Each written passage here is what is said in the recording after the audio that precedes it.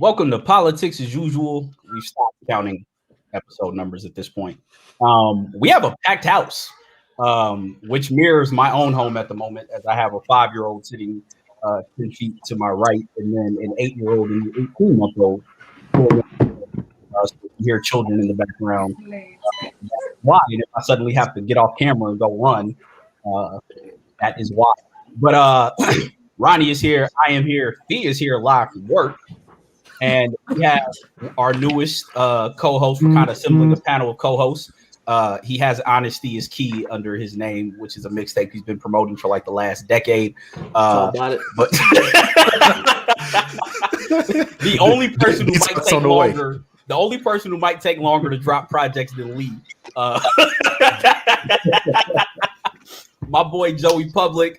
We have known Joe since 1996 when we first moved to where we grew up in Ohio. Has been my brother's best friend for the last 25 years. I've known Joe longer than I've known almost anyone on this planet that I am not related to. What's up? Okay, I'll be there in a second. That would be an 8-year-old behind me. And then to discuss the Double Impact URL event tomorrow on Caffeine, we got our boy Chuck, who's that way. Chuck, who's been on the show before, got me into podcasting and is low-key responsible for the Kids Wear Crowns being a podcasting network at this point. And then we got from the famous, you might know him from the hashtag Lee Hates Everything or the hashtag Free Django, where we constantly make fun of him for his dog torturing him. Please do not think that Django is in any real danger. But our boy, cinephile, rapper, all-around Renaissance man, Mr. Lee. Welcome, sir. Thank you. We've been wanting to get Lee on here forever. Look at this man Fee over here. Exactly. Thank you. It's literally over here. Bro, don't worry about what I got my machine under control, bro. No, I'm saying you like literally saving lives on camera. This is dog. Let me flip my bad. Absolutely amazing. But Lee, what's good, man? How you doing, man? I'm good, man. I'm here. I got some new criterions, so tonight's gonna be a good night when I get off here to watch the movie. Lee has more films than maybe everyone else on here combined, probably. Well, never mind. Chuck owns half of the Criterion collection at this point. That's not true. That's not true at all. I'm nowhere near. I have like I don't even fill a whole shelf with my releases, and you see this man's background. It's not no comparison whatsoever. All right, but we're gonna let Lee and Joe get their takes off for the Snyder Cut. Then we're gonna get in a Double Impact. I have an 18-month-old to tend to, so I'll be back in a couple minutes, hopefully. So yeah, Lee, go ahead, kick it off with your Snyder Cut take, because it was surprising to most people who know you, but elaborate upon that just in case, for those who didn't hear your full take. Go ahead and elaborate on that.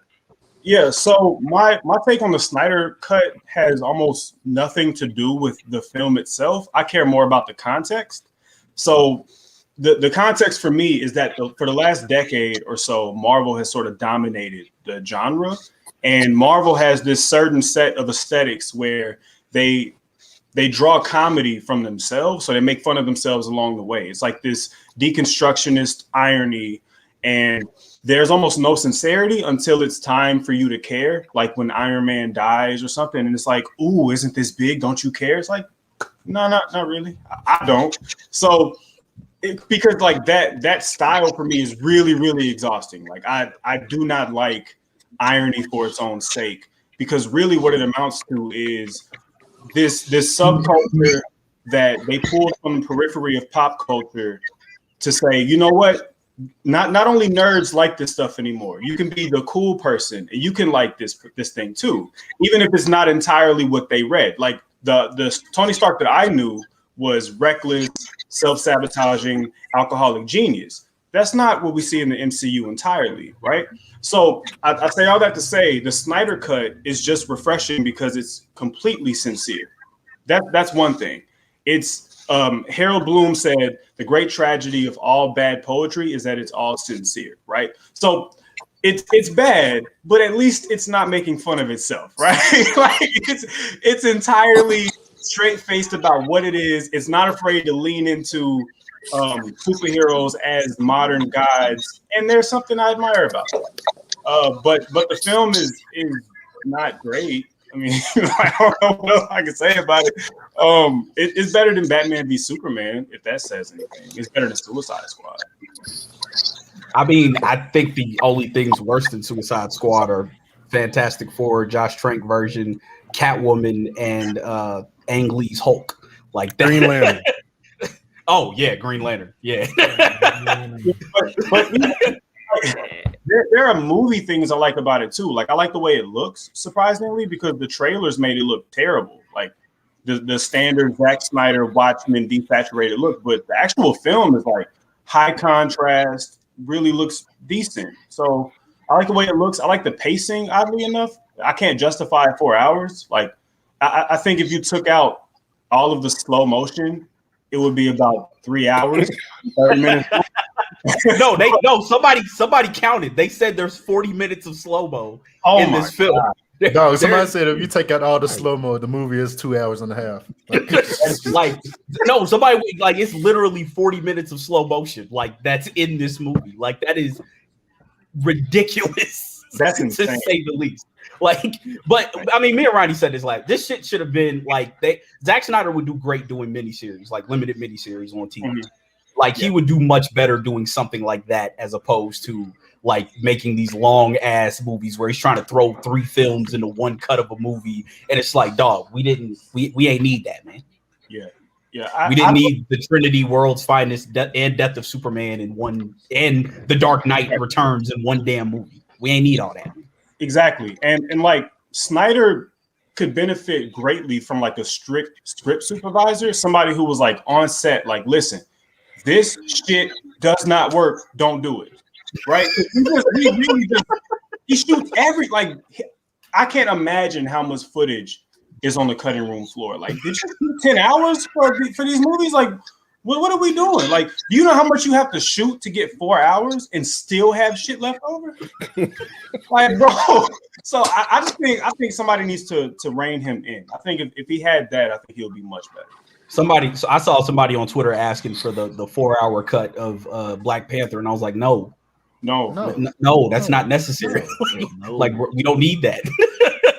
That's called an assembly cut, and what you would do, like every angle of every scene, it would just be awkward. It would be people saying like a line of dialogue over and over.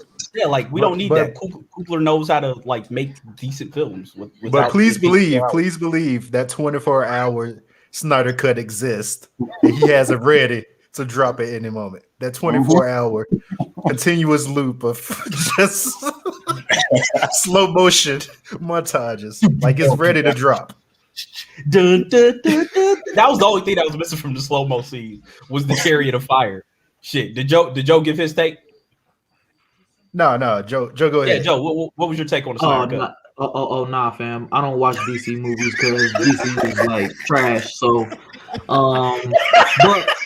but I am also biased, so you can't necessarily take anything I say like seriously because DC to me is already behind the 8 ball. Like they got so much catching up to do to try to catch up to what Marvel is doing, and then already being behind the 8 ball, you try to mirror what they're doing when that's not what you should be doing. They're gonna fall flat every time. So it's a wrap on DC for me personally. On another episode, we have to let Joe wax poetic about why Krillin is his favorite Dragon Ball Z character. On another episode, I definitely need answers. I need answers. It ain't gonna be no Krillin slander while I'm on here, bro. Relax. No, hold on. I wasn't about to come out with no slander. I'm just curious what pushed him to the top of the list. I mean, like literally since Toonami was a thing, Joe was like, nah, Krillin is that dude. Like, the Destructo Disc is doing nothing out here. Like what? Like, nah. Nope, nah. Like this isn't like this. It's not like a thing that he developed to be ironic. It's not like a hipster thing. Like literally, when we was like 8, 9, 10 years old, he was like Krillin was his dog. Like that's this man married the same droid he got washed by. He was like, you know what? I'm just gonna retire. Like he was just like, nah. Hey, if you can't beat him, I feel like that's a flex. Honestly, so what you're telling me is you don't beat her. You don't like strong women. That's what you're telling me.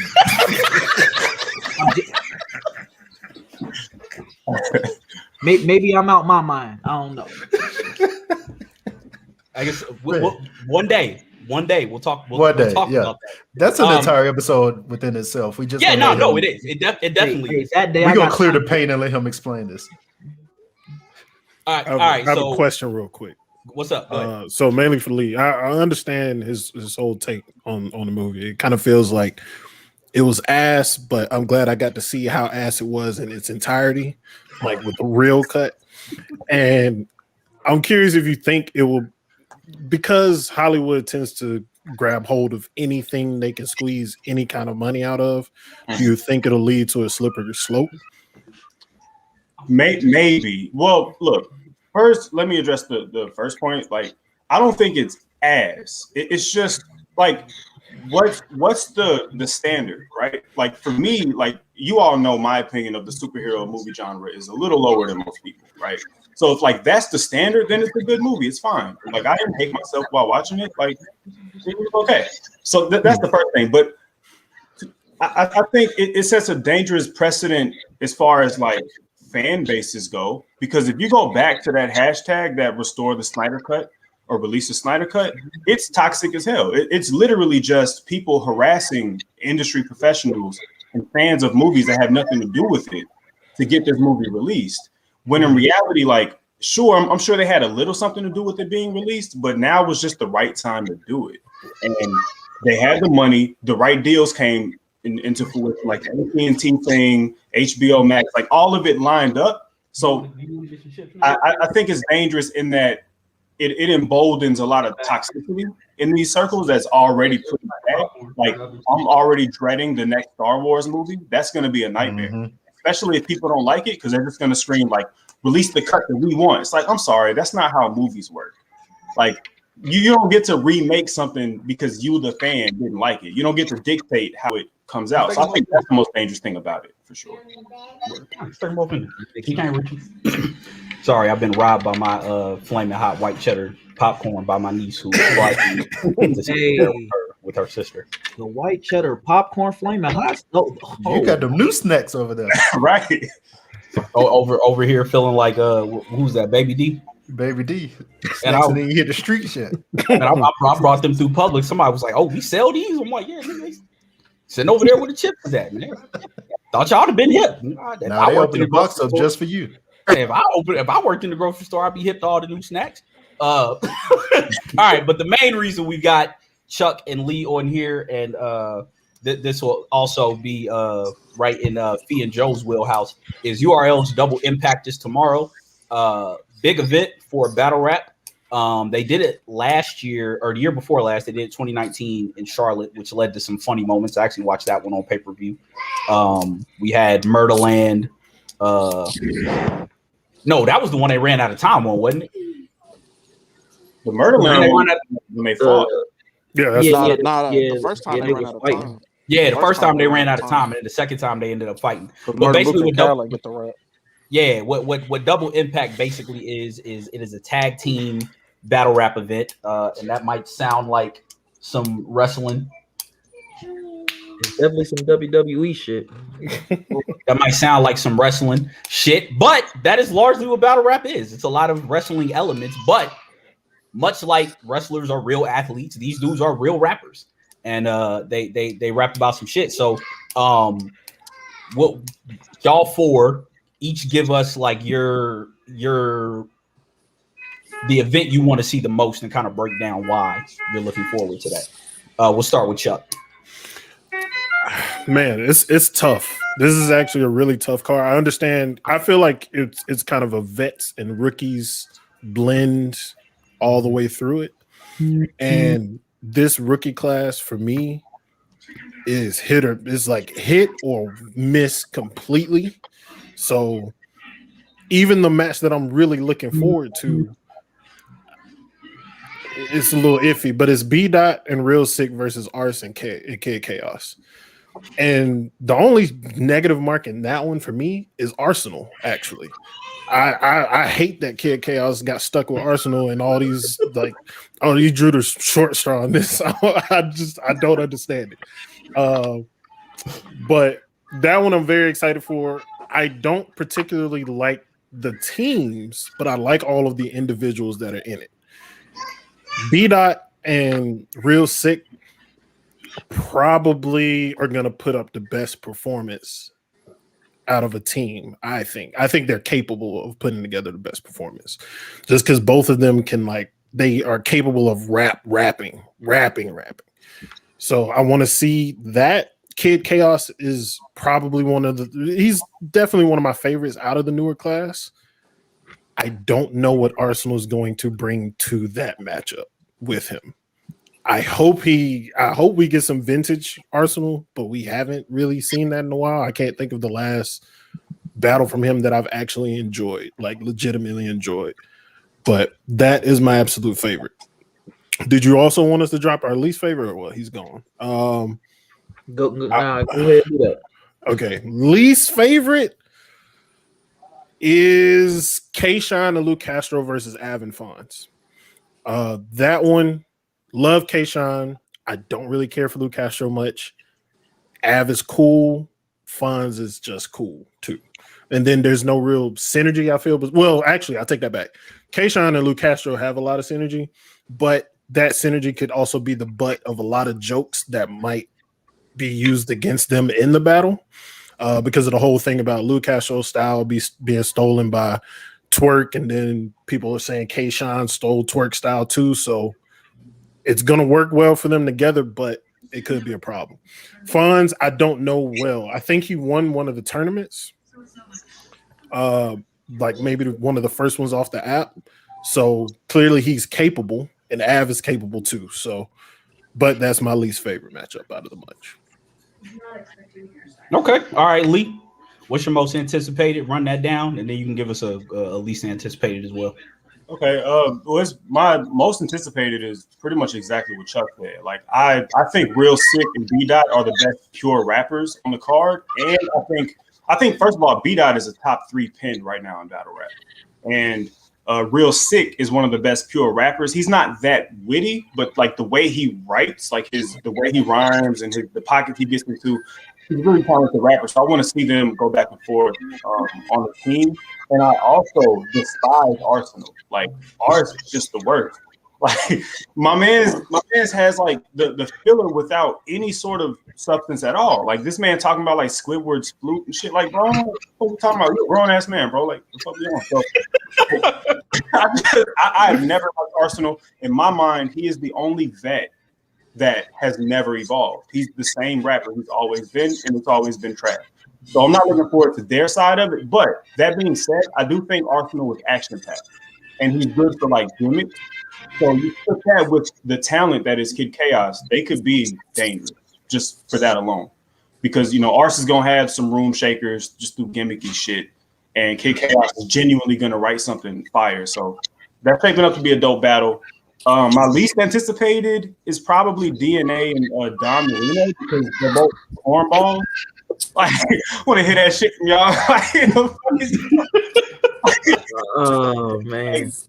They both just give me big, you got pushed in lockers in school energy, and like, I just don't want to hear that shit, bro. Like, honestly, and like, you know, Nitty and Jada Nightwing are just PG step rappers, and like, you know, they're fire when they try to be. But wait, Jada Nightwing and Rum Nitty are the matchup against them now? No, it changed. Oh, I did not know that. Clips and somebody else. Clips in Your Honor. Yeah, DNA put it on his battle rap on his IG that the matchup changed for some reason. So it's just it's whoever Lee said. Nitty and Jada Nightwing. Yeah, it's Nitty and Jada Nightwing. They got 2 weeks to prepare. I just don't see that being good. If it is good, it's gonna be on the side of the cornballs, and just, frankly, I don't really care about that side of it, honestly. But you really think that they will be more entertaining than Rum and Jay? Yeah. I mean, just didn't like Chilla and B Magic team up like that? That seemed good on paper, right? But then when you saw it on stage, it was like, what the fuck? That's true. Yeah, so I think that's what we're gonna get here. Jay, like, I think the styles contrast way too much, because Rum Nitty is like gonna be wanting to punch, and Jada Nightwing has a terrible voice to me, and he has good material, but he is very boring Like his cadence is boring. He will put you to fucking sleep. So I don't wanna see them two niggas together. Like it's I actually like Jay the Nightwing, and I wanted to hate him so bad because of his name. Y'all know how I am. I knew it was gonna happen. I knew that was gonna be the case. I'm so mad at it too. So mad at it. Twerk? You say what? Don't you hate Twerk, AJ? He Yes. does hate twerk. So why? Explain that to me, please. I'm gonna derail Because this whole. his name is Twerk. Like, Okay. Is he not one of the best? In the listen, game? I don't like Big Sean because his name is Big Sean. Big Sean I don't like Smino because his name is Smino. You know what's fine. And But you like John the Dunn though.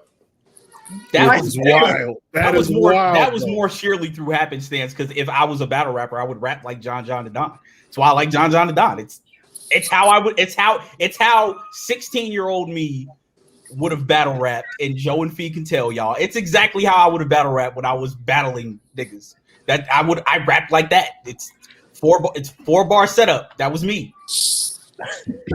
That was me, man. I gotta respect it. I don't think he's like the best or anything. I say he was like the god at any of this shit, but yeah, man. He don't lose. I'll tell you that much. As much as I hate to admit it, John does not fucking lose, bro. It is what. Look, listen. I have my reasons. Easy to Black Captain and Jay the Nightwing were. I haven't heard Easy to Black Captain yet, so I'm still hating him off GP. Trash. But like when I watched whatever with the last battle Jay the Nightwing had, I was like, I want to hate this shit so bad. But like the way he says his bars, it's unique. I couldn't be mad at it. Like Nightwing's my favorite superhero. Jay the Nightwing, that was some terrible shit. Like, why would you pick that as your rap name? Like, but you know, was the last match you saw with him against Twerk? So you were Twerk, kind of basically conflicted. Yes, it was actually him against Twerk. Got it. Yep. And Twerk is a good battle rapper, but his name is Twerk. another terrible name. Like, why is your name Twerk? Like, just explain that to me. I know it's Thug Work, but you couldn't have found another name like Twerk. Twerk has been around all our lives. Like, why would you purposely name yourself Twerk? Like, of all the names, why are you appropriating Twerk? Yeah, like for the use of your battle rapping. Like, yeah, and nigga Twerk. That's gonna be the name. Come on, man. I don't need no nigga real name. He'd have been better off going by his real name. Like, come on, dog. It's just certain things you don't do. Did Joe go on his most anticipated? nah. Not yet. All right, Joe. What's your most anticipated battle of tomorrow? Probably the same thing that Lee said. I'm looking forward to Arsenal and K Chaos versus B Dot. Now, I will say I like and I enjoy Arsenal. Like, Arsenal is good to me. And for you to say that he's made no progression, yeah, that's all the way falsified. Because you bringing up Squidward's clarinet was damn near a decade ago. Like, that literally, I bullshit you not, was like damn near like a decade ago. And he's gotten way better since then. He does still have a lot of filler. I can't cake for that. Like, it is what it is. But as far as like the vets, he's actually been pretty consistent throughout the last 3 to 4. Like, him and Geeky is a really, really good battle. And that's very, very recent. Now, he did have a stinker versus trash ass Danny Myers. Jesus Christ. Oh my God. Joe's hatred for Danny Myers is hilarious. Arsenal out here having debatables with Danny Myers. I forgot to caveat this take with, so there's a list that if I was a battle rapper of people that I would not take seriously. And now with the change, there are 3 individuals on this card that I would not battle or take seriously. Fonz is one of them. He is absolute dumpster juice. Oh, yeah. Oh, Av, he's trash. And clearly DNA. Like none of them should be booked ever again.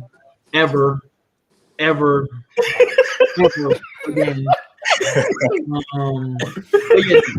Yeah, I do want to see Arsenal. I want to see Arsenal versus B Dot, honestly. I do know Kid Chaos is actually he has a nice little pin to him. I actually am curious. see what he does. But I'm more inclined to want to see Arsenal versus B Dot personally.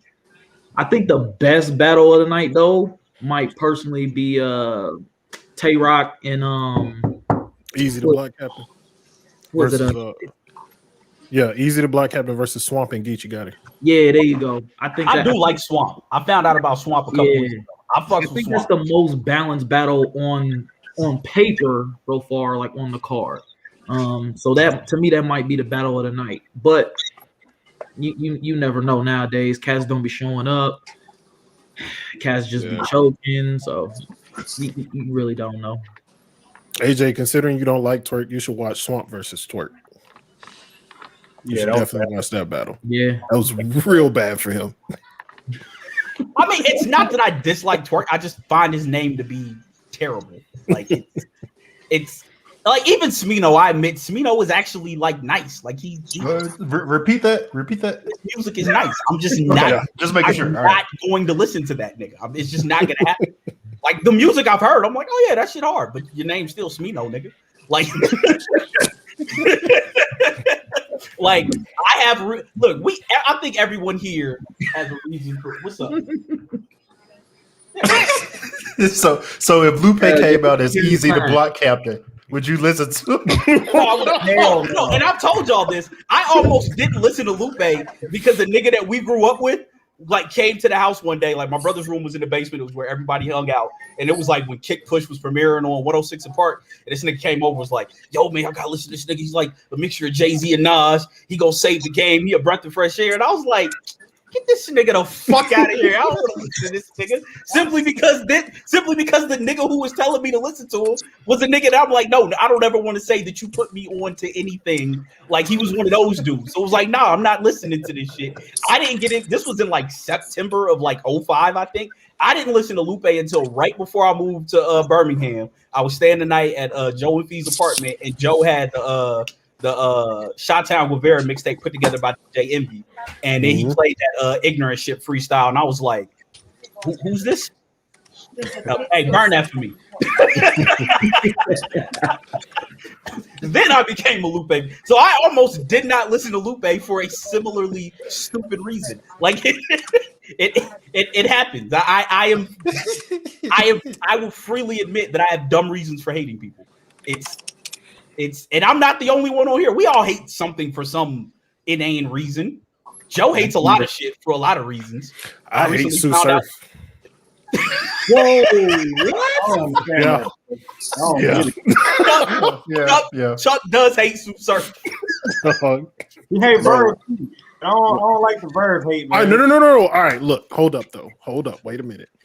I haven't hate them the entire time, like their whole career. Sue Surf was one of the first people that I saw that I enjoyed, but the first battle I saw with him was Surf versus Big T, and then Aver. Dog, this angle is wild. Hey, that man alive over there. He out here saving lives, man. Saving lives and entertaining. I'm just adding some milliliters to it. Dedication, man. Hey man, if I turn the camera and see like Della Reese, I'm like, hey man, you need to go do what you gotta do, man. It's an angel in the room, man. Please go save that life, man. Between me having kids pop up and him with patience, this is one of the wildest politics as usual. Dog, I'm waiting for that machine to flatline, bro. Hey, come on, man. Come on, bro. Please. What, man? Chill out, man. I can't be the only one thinking that, bro. Chill out, man. Bro, this is wilder than when we used to shoot at the barbershop and someone almost died every episode trying to go the wrong way down a one-way. Like all right, but Chuck, you talk about Surf. Well, no, like I liked Sue Surf early on. I like Aver way back. It's only very, very recently I hate him so much with every ounce of my being. I wish he would never get booked again. I'm tired of it, dog. He retired. Like, Arsenal retired too, and we still got to deal with his shit. That's cool. That's true. Like, You wanna throw up my mouth. I don't even think 2 months went by after Arsenal retired where he got booked for something else. Yep, he was But right back. You're right. I don't think Waverb. I don't think he's incapable of doing what he used to do. I think he just does not give a fuck one bit.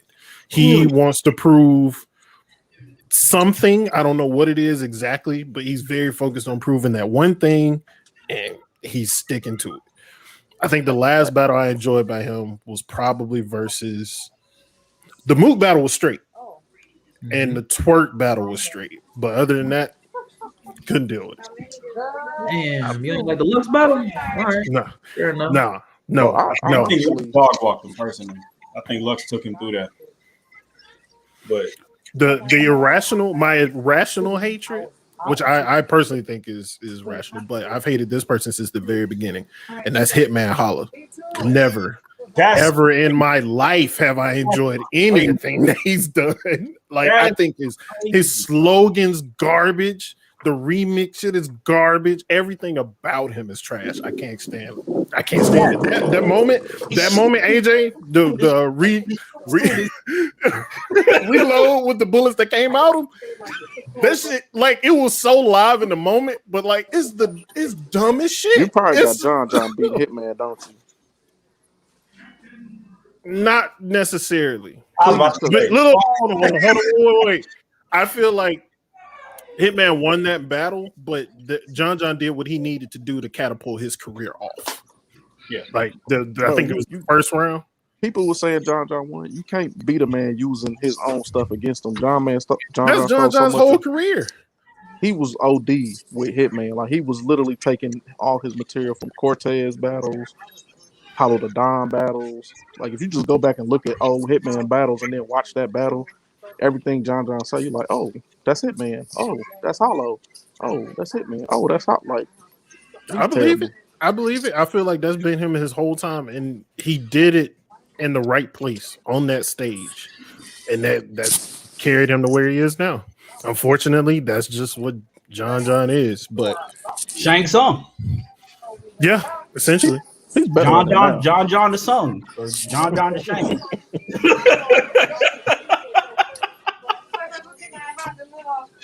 But yeah, everyone here hates someone irrationally for something. I don't know that I have a battle. I hate DNA. I can't. As you should. I can't even, like, it's every not time I see him rap, I'm just like, what? I said it's not irrational. He sprayed a machete. There's no reason to like him. That nigga did spray him. He did spray the machete. The worst, like, I think the moment I hated DNA was when he had to put the beat on and grab the real mic and started rapping over the beat. And I was like, yo, this nigga should never see the light of day again. That shit was so trash. Bro, he be talking about shooting nines and he be standing like he's got a fucking AR-15. Like, bro, pose like a rocket launcher. Like, bro, never booked again, bro. Ever posing like Royce did with Benzino with the RPG. You're talking about the 9 million. Like, yeah, I do I hate anybody else besides D? Like, I got some niggas I don't like, but DNA's the only one, and I'm just like, please, why are y'all booking this nigga? Like, I despise DNA, but like, I think the sad thing about DNA is if he gets like Lux or Daylight, he's gonna win. Like, on as far as fans go, they're gonna give him them shits. I guarantee it. They did it with Verb, and Verb washed DNA. Like, washed him. Verb changed DNA's career. Like, when he said, "Be who you are, square nigga," there's a market for that. DNA ain't rapped about a gun since. Like, he changed that man. But people still say DNA won that. If you get in there with Lux, all DNA gonna do is spit a whole bunch of whack ass fake angle shit and a bunch of current events bars, and he gonna win in the moment, and I'm already pissed off about it. It's like it's certain matchups where the void is so huge that when one person does even decent, they think that they won that. I felt like that was happening with B-Dot and Suge in their matchup. I didn't think that was anywhere near close, but Suge did what he does well. Mm-hmm. And people were giving it to him. I also think that, especially with fans, once you start oversaturating yourself, the fans will start turning on you, especially if you're doing well. And I think B Dot has been on. He's starting to be on too many cards, so the fans are going to start turning on him because it's the same old from him. Even though it's good every time, the same shit happened with like JC. Like JC was putting himself out everywhere. I'm Fans still mad at him. didn't want to see him no more. Like same with A-Bird. Like A-Bird was on too many of these caffeine cards. Like even versus Miss Hustle, I don't think he was that bad. Now, one of his rounds is viral on World Star. Like, did you really lose if you're going viral on World Star? Going viral on Facebook? Did you really lose? Yes. I don't Absolutely. I don't think he did though. Like, I don't either. This is not a all promos good promo situation like that. He's on there because that round was garbage. I mean, to be fair, Tay-Rock going viral for that body ass bitch. That was the absolute worst thing I've seen. That in was years. that was love cringe. that shit, man. I love that. I was I love that. I love that. He was spazzing on her. Bro, that shit was I'm funny, with it. bro. 3 Bro, minutes of fat jokes, I got secondhand embarrassment watching. I'm like, dog, this ain't hitting, man. Like, if it was more clever, that scheme could have went in. But I was just watching. I was like, Yeah, it was all low hanging fruit, man. It was. yeah, it's like Tay-Rock, you better than this, man. Like, you better than that. And that's what made it better, bro. No, absolutely. Like, bruh, he was spazzing on her. I fuck with it. Now, did spaz on C3 though. That shit was crazy. Like that shit was crazy too. Act like you know, bitch, but act like he was. Man. Yeah, I didn't. I always catch the battles at like the very last one. Like, I log into the PlayStation chat and hear these niggas talking about it. I'll be like, oh shit, I forgot that battle was today. Lee, what you over there drinking? Davidson Reserve. It's fantastic. Tennessee whiskey, 100 proof, great stuff. I knew it wasn't that because of the bottle shape. Yeah. All right. So, do y'all think there'll be a surprise upset tomorrow? Like, who do y'all think? Like, what's the battle you think that has the best potential of being like, damn, I ain't see that coming? I do think that just because of what I said about B Dot and Kit and the Real Sick, I do think that if Arsenal shows up, I do think they're going to lose the vote because fans love underdogs.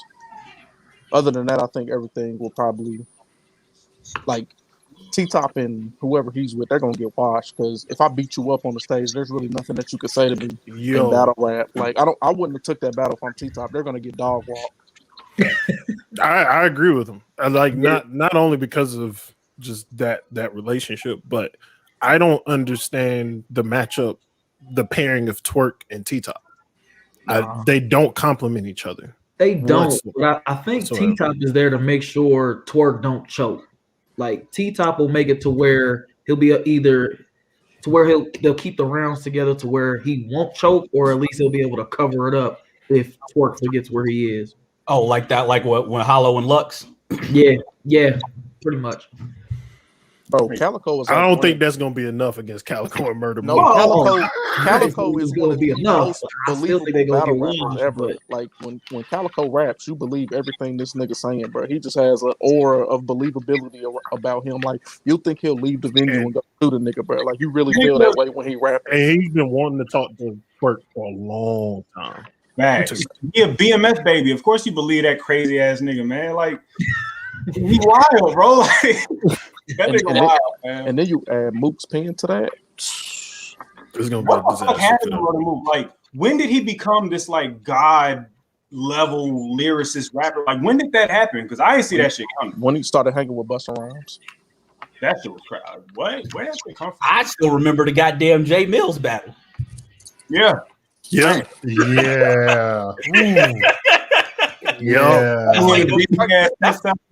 That's like my first Smack DVD like thing. Like, I remember downloading that shit off of fucking LimeWire. Like, god damn, what is this?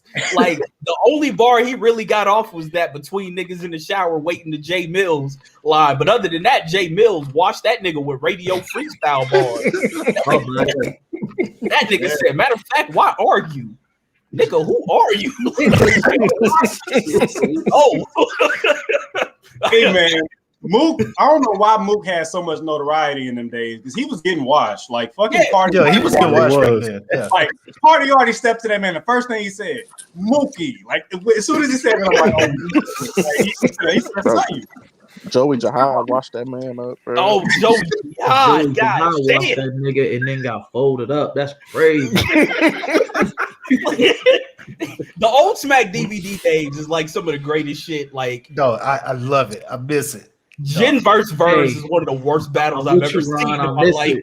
Wait, Jin versus who? Jin versus Verse. Have you ever seen that one? I've not seen that one. It's this dude that looks like Loon who used to be signed to Bad battle Boy. of all time. Bro, this dude Verse was just not. There's a part where he says, because he's like not rapping at all, he's just mumbling. He starts freestyling and he just says words connect, words like every other bar. You know, I've seen a clip of that. I never knew what that came from. And then there's a point where in his last round where he goes, "I heard of you, you never heard of me. I'm just heard of me." And it was like, the fuck is Turkey D? Oh my fucking god, bro! And Jin watched him, but Jin was trash too. Like, was this after Serious Jones? No, I think it's before Serious Jones. Okay. Nah, Jin never recovered. The series, that was brutal. That was. I feel so bad for that that one. man. Still hurts me to this day. Like I was in the battle. Like, bro, like when that nigga started crying and said. When that nigga started crying and said, "What if I start talking about black people?" It's like, yeah, nah, bro. You know, Nah. That's not the road you want to go down, dog. Like you got to murderers in this room. Like my perspective on that was coming off of Jin doing his freestyle Friday run and all of that. And then I watched that and I was like, oh, this is what real battle rap is. Yeah. And this man got ate alive. It was terrible, bro. That was like, but no, if you've never seen Jin versus Verse, please watch it. I'm going to watch that tonight as soon as we get off. It is one of the worst, but Verse is so funny because it's like he just dancing. That sounds like some old solo shit. Oh man. Like he's like, I never sold drugs, but these niggas hug the strip like the shits of Miss Relatives, and they do shit I never did. It's like, bro, bruh. But hold on, AJ, because he'll get like a slick ass little line off like one every like 32 bars, bruh. And then the rest is just like it's anime filler. It's like Dragon Ball Z Goku on Snake Way filler. Like you said you hate Arsenal, bruh. Nah, Verse is less definitely the king of fucking filler, bruh. I can't do it. Like he was just making shit rhyme. He said, "Yeah, claustrophobic. I told Puff I couldn't be in the group because I was claustrophobic." Dog. That's a top 5 battle of all time. It's so bad, and it's only like shit is great. It's only like 15 minutes too, like so you can get through it quickly. Oh yeah, it's just these niggas in a hallway rapping. It's like Jin's people with him, Bird people, and then Shells is in the background. Remember Shells? Mm-hmm. Like it's so bad, but it's like we used to watch that shit every like Friday night at the crib and just be like, yo, look at this nigga Verse, man. This nigga is trash. Why is he doing this to himself? He looks like a broke loon. Damn. Yeah. Like just picture loon with a gap tooth and broke. Shit. And you get I got to pull it up. I went ahead and put a bookmark on it for later. Watching that as soon as we get off. Yeah, I got to see that. Like them old Smack DVD, like Gray Hoodie Lux in the store, in the shoots. Like it was just different. Yeah, and like Lee, like I know you hate or Chuck, I know you hate Arsenal, but or who is it? What either one of y'all? Both. That first Hollow battle was hilarious to me. I was fucking crying. Oh, bruh. Nigga said your auntie with the kinky dress. Dog, he was fucking Hollow doing a stanky leg. Hollow was next. He the nigga with a Hulkamania leg drop. Yeah, bro.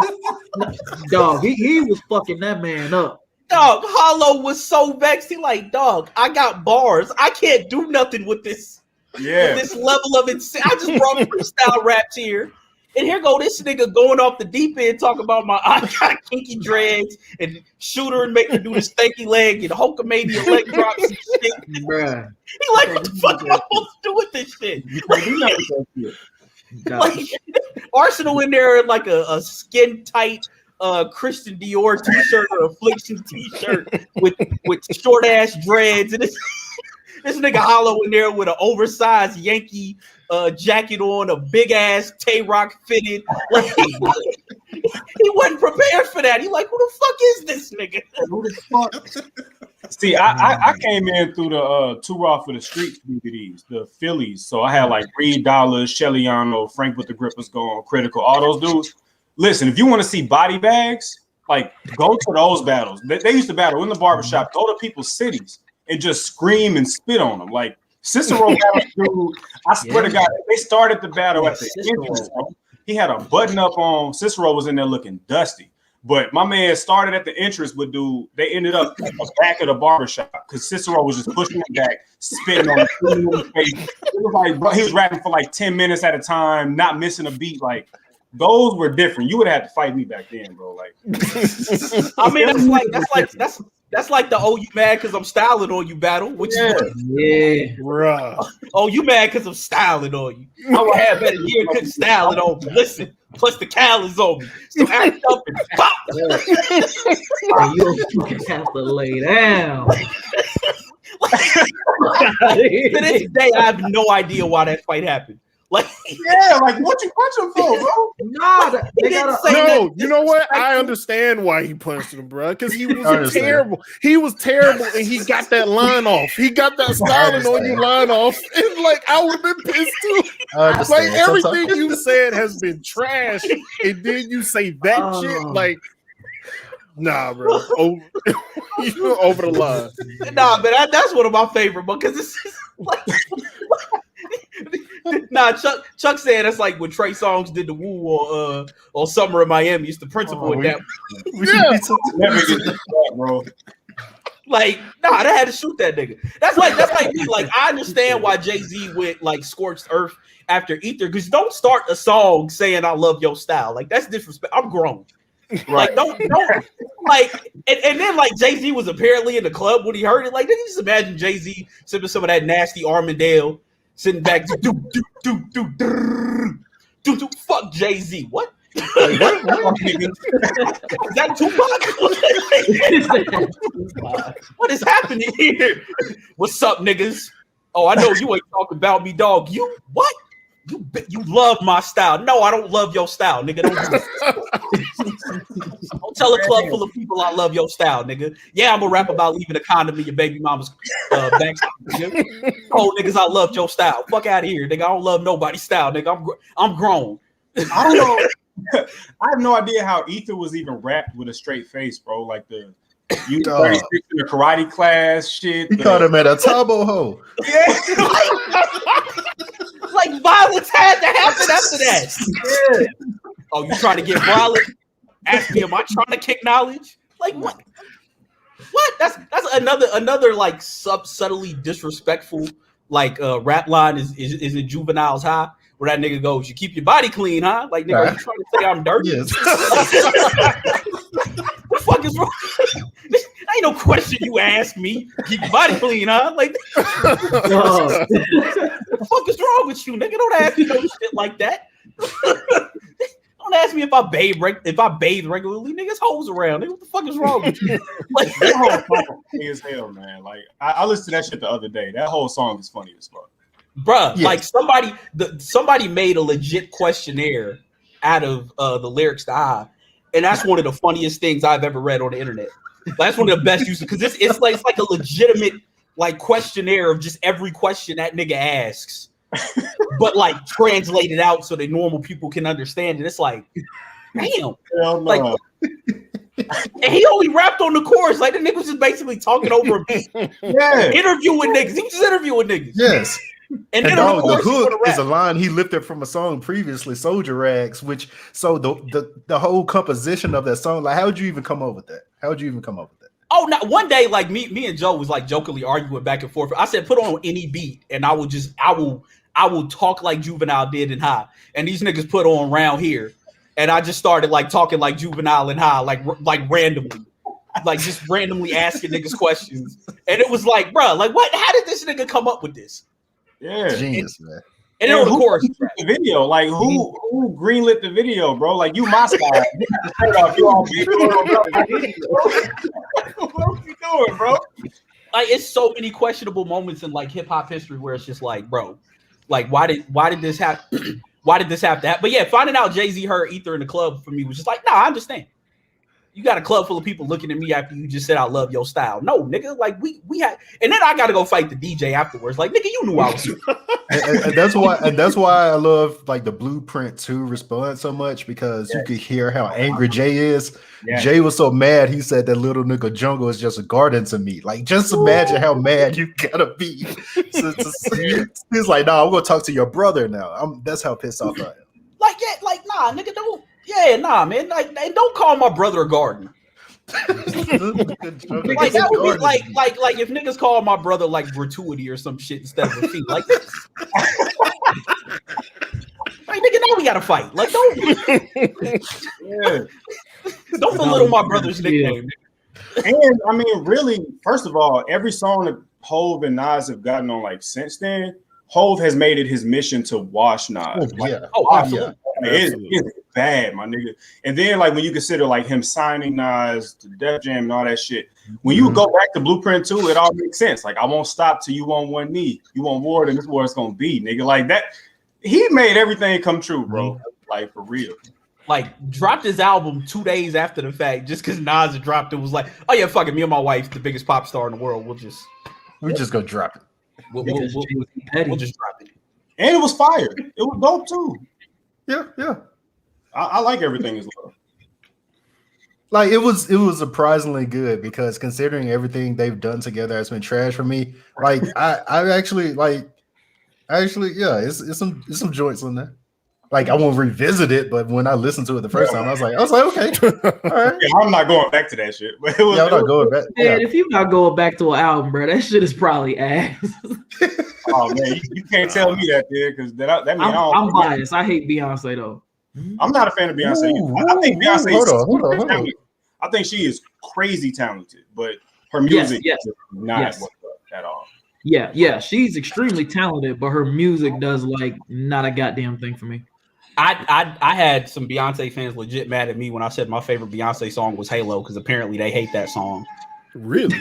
Yeah, I was like, word, I love that song. Halo. Hey, I'm gonna lean into the mic when I say this. Like the Kelly Clarkson version is 10 times better. You mean the there's a Kelly Clarkson version. Yeah, I didn't know there was another version. Yeah, no, that song. That song was originally for One Republic. Wow. Ryan Tedder wrote that. Their version's on YouTube.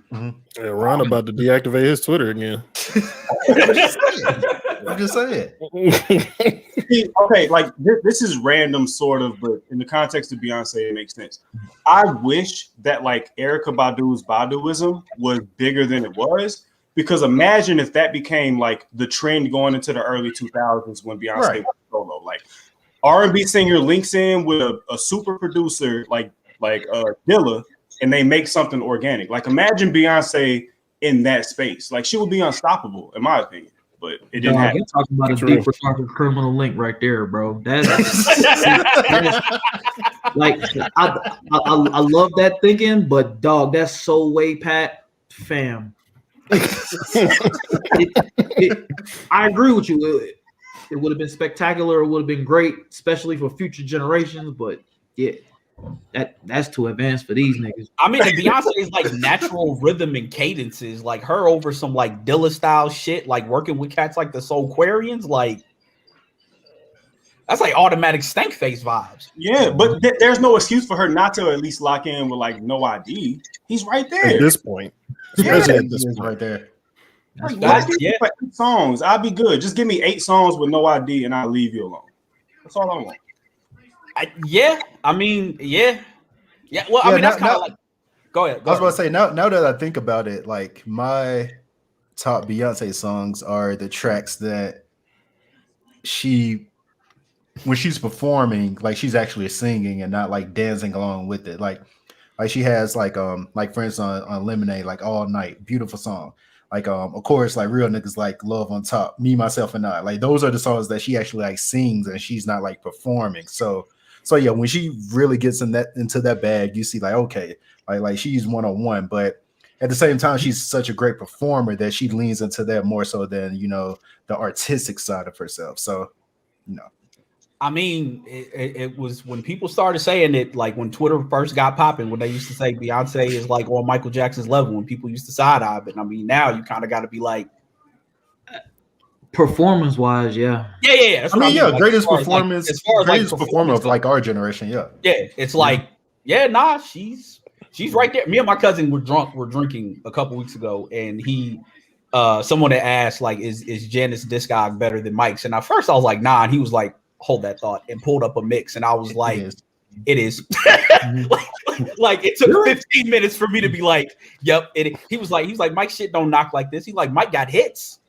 He was like, but the knot, that's Janet. I was like, damn. And he was like, you just think the throwaways from the shit that they was doing on Control, that ended up being a heartbreak for New Edition.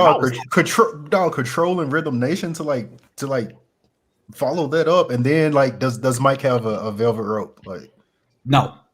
He might have tried. I think he tried it. What was that? History or Invincible?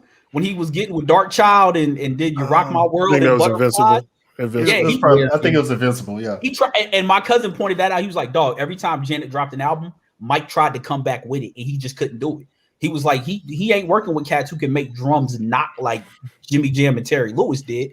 He was like, legit trying it every time Janet dropped something. He came back and tried to catch that vibe, but it wasn't working. I was like, damn, I never peeped that. Never thought about that. As a person that goes back to Janet's music more often than Michael's, I still never thought about that. Yeah. Like it's wild, but like you look at Invincible, like a lot of songs on there. Mike was trying to catch that neo soul or R&B vibe that Janet had got on with the Velvet Rope, and it was like them two singles was cool, but the rest of it was like. I'm just mad we never heard Mike over that over those Hell Hath No Fury beats. Like that's what I like. Just imagine hearing Mike over like Keys Over Doors. This nigga Mike called Pharrell. This nigga Pharrell sending over some beautiful instrumental. Mike like, nah, nigga, I wanted that hard shit. He was like, nah, I need that Super Thug. I need Super Thug.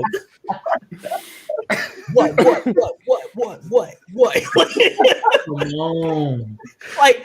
like, hey, nah, we might have heard that voice that Mike used around like everybody else, like when Mike was around niggas. Like they say, Mike had a deeper a real Gary, Indiana voice. Yeah, me talk about it now. You remember Mike was cussing out the Neptunes because he wanted some of that Dory shit. Like, yeah. You imagine getting cussed out by Michael Jackson because you sent that nigga some beautiful R&B beats, and this nigga like, no, nigga, I want a Super Thug. Nigga, what the fuck? Yeah, Mike, how we supposed to know that? Nigga, you ain't. I know you from Gary, but we ain't seen that side. Y'all gotta chill. I'm just saying, Pharrell. I want a Super Thug. You over here sending me all these beautiful pianos and shit. Like, come on, Pharrell, come on.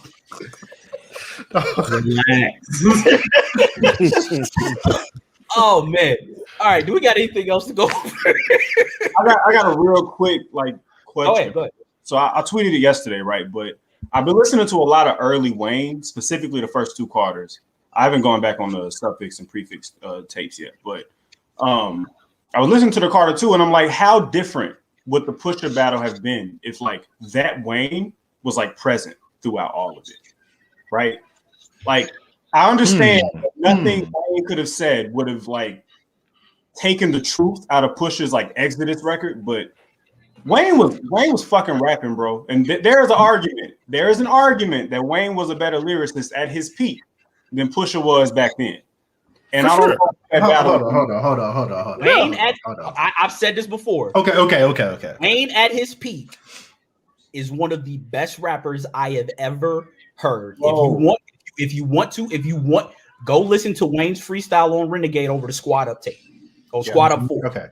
Wayne was rapping his ass off. The whole Squad Up series, like Wayne, Squad Up Wayne, prefix, suffix, the original Young Money mixtape with Currency, Mac, Main, and Boo through the Carter 2. Like Carter 2 was actually Wayne tailing off.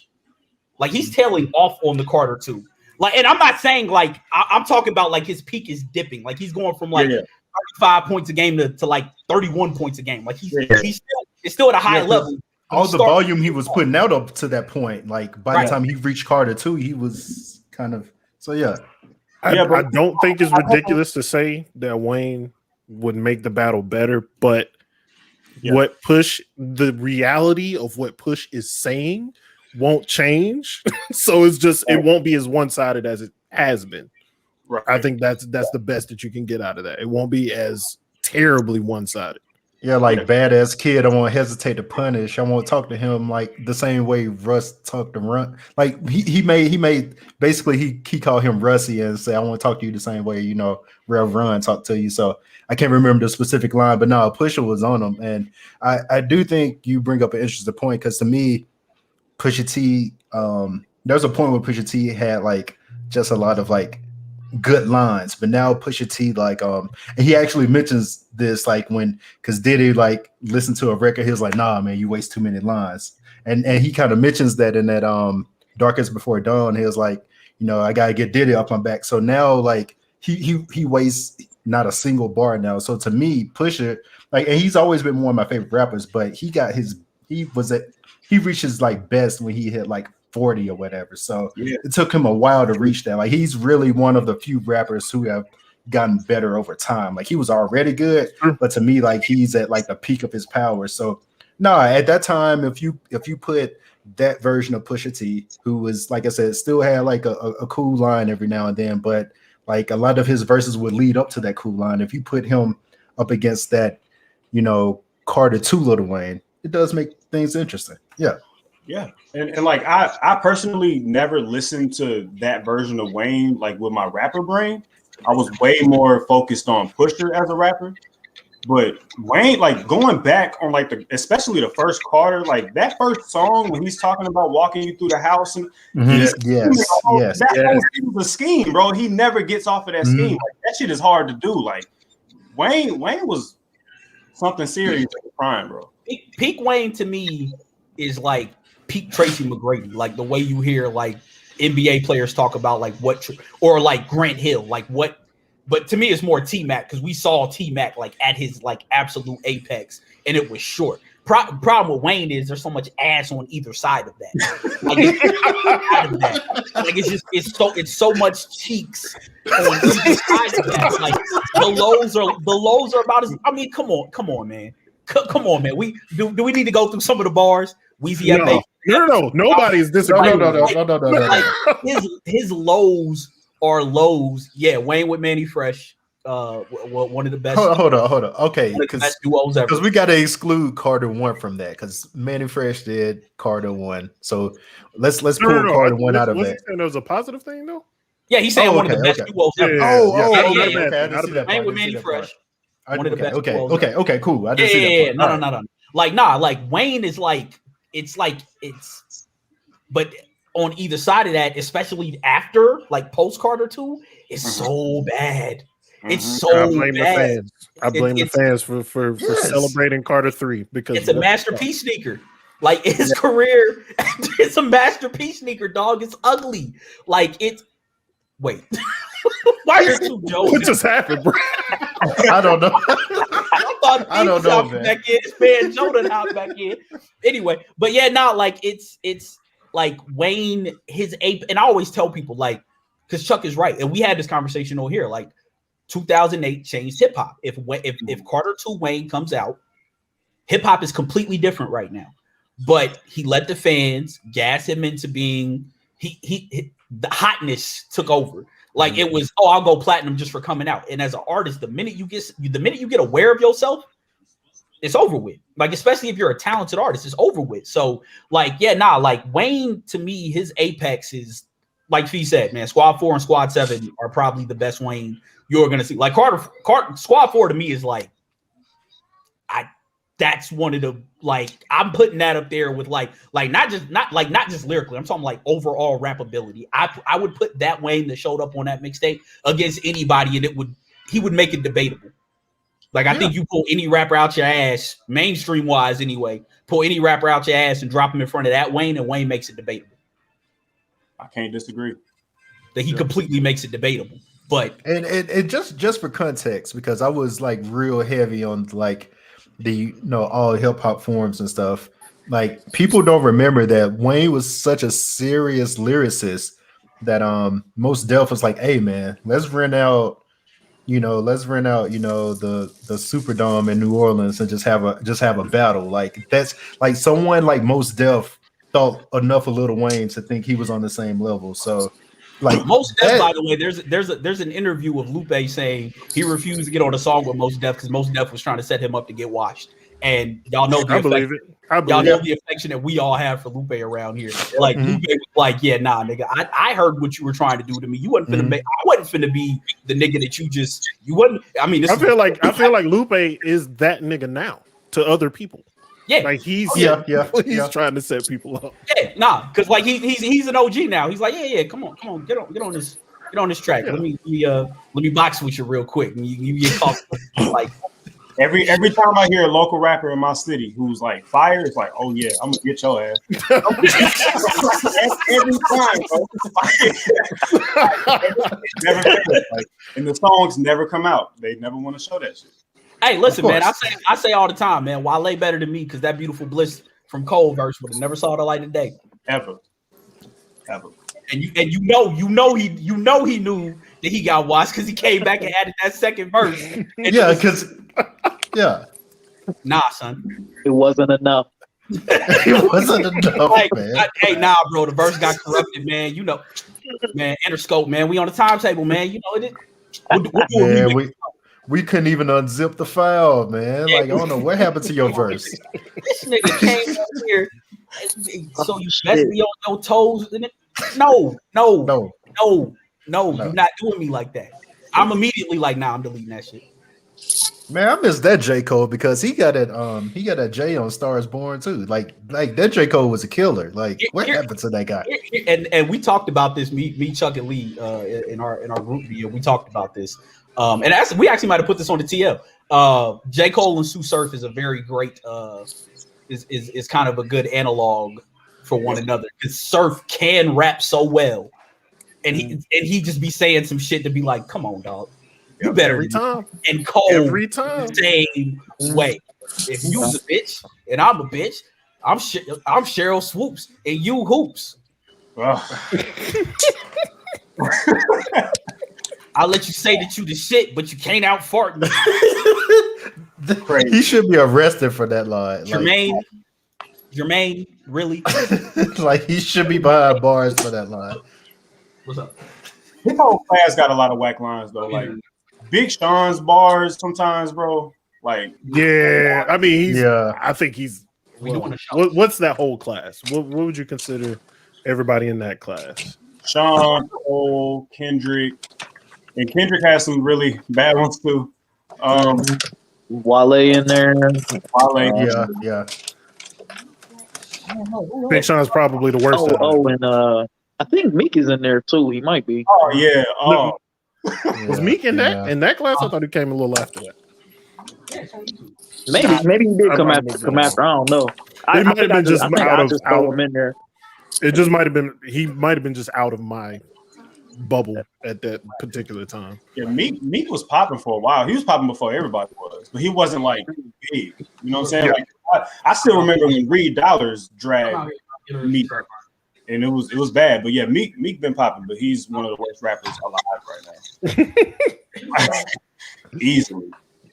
I was like one of the 5 people alive who liked Ace Hood, and I feel like the emergence of Meek, especially when he changed his style from like a battle rapper to like I'm just gonna yell on you. Like I feel like he was just like, okay, Ace Hood, like I got this lane, like move out the way. It's not Ace Hood. Ace Hood was real spinning, man. Like for real. Like and I'll still stand on that to this day. Like Ace Hood's first album was fire. Bring the remote. So yeah, I remember that shit. Yeah. But I listen to the first one. I was mad Khaled couldn't do nothing. Khaled couldn't do nothing with him because he was nice, bro. Once his watch face fell off at the BET, it was over for him. Hey, a whole bezel fell off. He was like, nah, that's rap for him. Yeah, Streets was like, Y'all wonder why I keep looking back. The 18-month-old is out of her playpen because she won't go to sleep. But Asa, that class is like real interesting to me because it's like they all kind of outside of Kendrick, they all kind of suffered from Drake, like being there. Well, because like he's their peer, even though he's basically a pop star. Like he's still their peer. Like, so they unfairly or not, they all get kind of lumped in together with him, even though he kind of stands on his own. He's kind of outside that bubble that they're in. Like, he comes in and raps with them niggas every once in a while, but like he's still kind of out. Cause that blog era class is like a lot of dope shit in there. Yeah. Like a ton of dope shit in there. Like, cause I remember the first time I heard the warm up, I was like, yo, what the fuck is this? Same. Like grown symbol? Grown Simba, man, that grown Simba video, like I watched it like 10 times on loop. I was like, who is this guy? Yeah, like Fee came to visit from Montana. We was riding somewhere, and that grown Simba came on. He was like, damn. I was like, yeah. Like, yeah, he not, but like Cole has done that like maybe 4 or 5 times in his career, and then the rest has just been like grown Simba, Beautiful Bliss, Looking for Trouble. There you go, Looking for Trouble. I was like, what's the one on the Kanye tape, bro? Yeah, that shit is crazy. Mm-hmm. And then the rest, he went off on his Gangstar feature.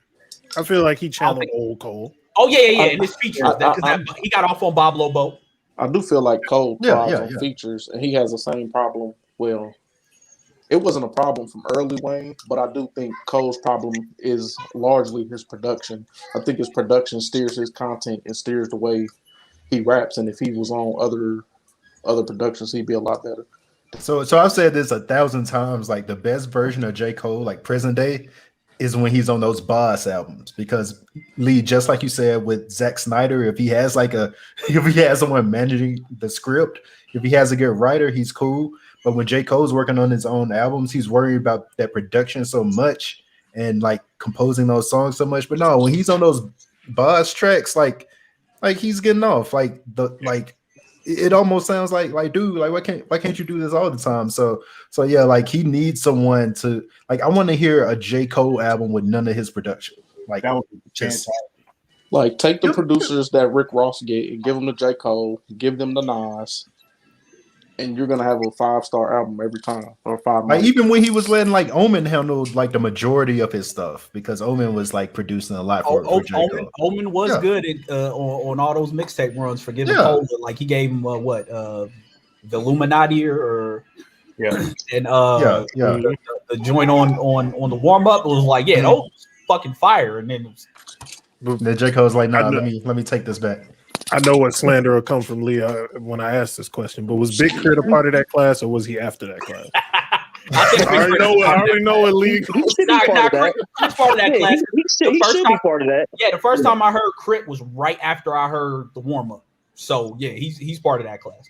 Yeah. And I don't hate Big Crit. I just think, especially early on, he made it real easy for people to sleep on him. He was super talented, but it was real easy for people to just say like, he stayed very much in a specific pocket.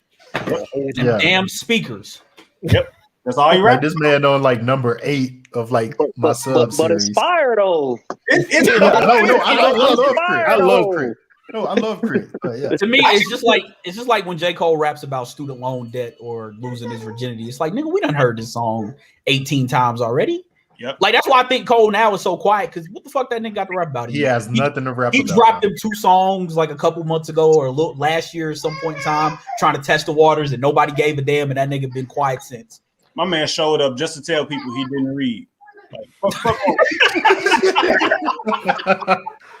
I forgot about that. Oh my god! No name got him out of here too.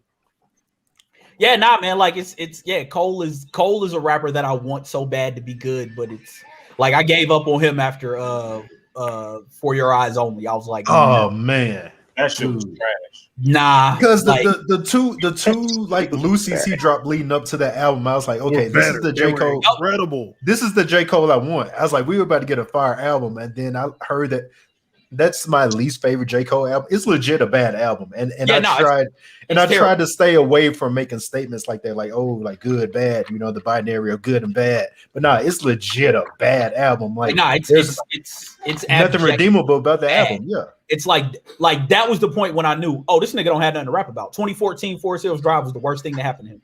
He finally made the warm up and album form, and then it's like, well, what do I have to rap about anymore? And now he wants to be the older brother of the trap rappers of the wolves, and it's like, no, nigga, they didn't ask you for that.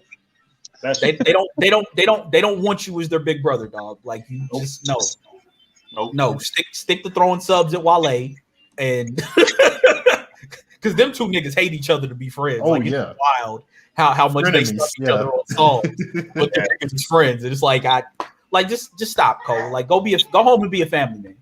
Yeah. Like, go fold clothes. Run Dreamville. Yeah, like, yes, you got all these dope artists on Dreamville. Like, Kai should be getting way more burn than he gets. Mm-hmm. Like, you got Ari over there. Like, dog, like, go be a label man. And like, he's already more successful at finding talent than Jay-Z has been in his entire executive career. Yeah, his roster is fire. Yeah. Like, but he don't push none. Like, I was so disappointed in Return of the Revenge of the Dreamers 3 because I'm like, nigga, you went and got this is supposed to be your artist, and you done went and got a feature from every nigga in the industry. Yep. I couldn't understand that shit. That was a waste. That was a complete waste. Like, you wasting your artist and all this buzz around it because you want to get everybody in the industry to feature on this. And nigga had Guap Dad on that. Like, why's Guap Dad 4,000 on this? Nigga had Guap Dad 4,000 on that. That's another nigga I irrationally dislike because his name is Guap Dad 4,000. He's also not talented at all either. So I wouldn't know because I see Guap Dad 4,000. I hit skip. Yeah, like I don't want to hear that. We don't want to hear that bullshit, Sharif. I don't want to hear Guap Dad 4,000 on none of your records, Cole. It's like your music is kind of the antithesis of the shit that you put out. Fact. And it's just like, and you just went and got everybody that is anti the artist on your label to make a compilation record of like what the kids' favorites. Like, is that like that was like a hood kids bop record? Wow. Wow. That's what it was. Wow. That's incredibly accurate. That's It's like a hood kids bop. You know what? Now that I think about it, yeah.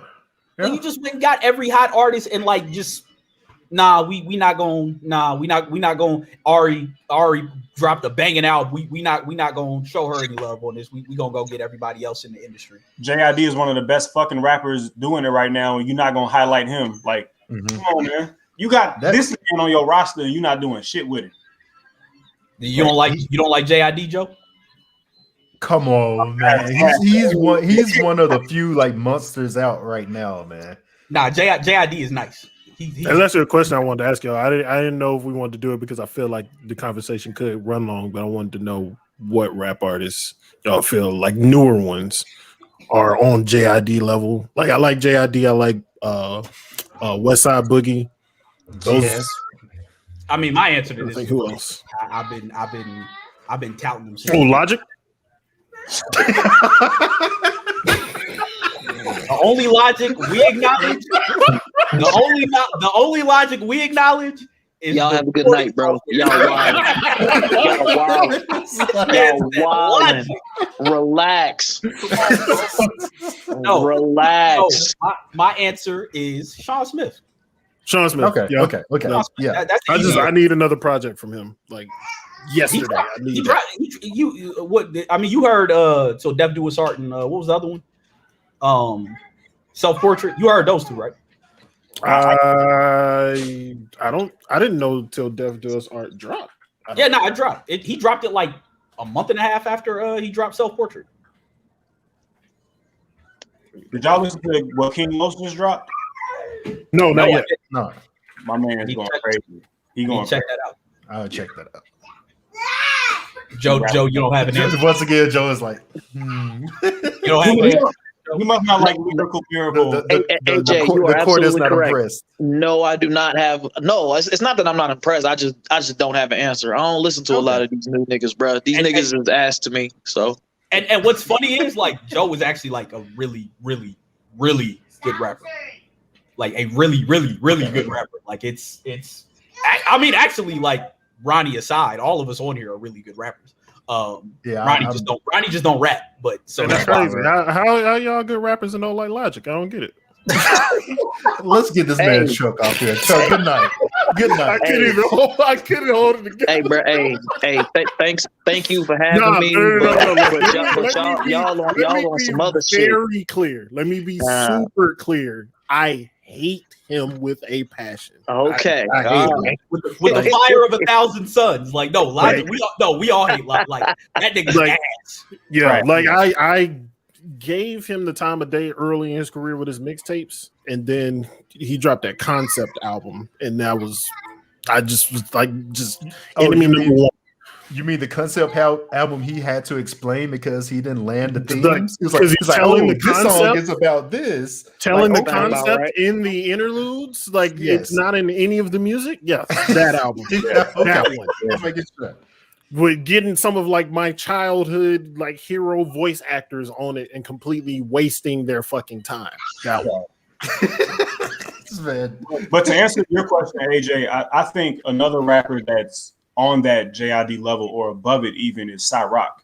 Like she's not new, but just came out with that Sharecropper's Daughter. She is rapping better than a lot of motherfuckers right now. Right? Is she from Rhyme Sayers? Yes. Okay. I have not listened to her, but let me go. What's her name again? Cyrock. It's SA-ROC. Yeah. Okay. She is the only person who just straight up out rap Black Thought that I've ever heard on a song. She not only she took his food. She took his food, bro. Like it's called Black Renaissance. Go listen to it. I'm listening immediately that right now. Yeah, I already got it pulled up. Yeah, all right. Like Black Thought is a nigga that he eats beats alive. Like you don't out rap Black Thought. Like currently eating beats alive. He Pac-Man the beats. Like he eats beats alive. Like like young dudes. I just don't.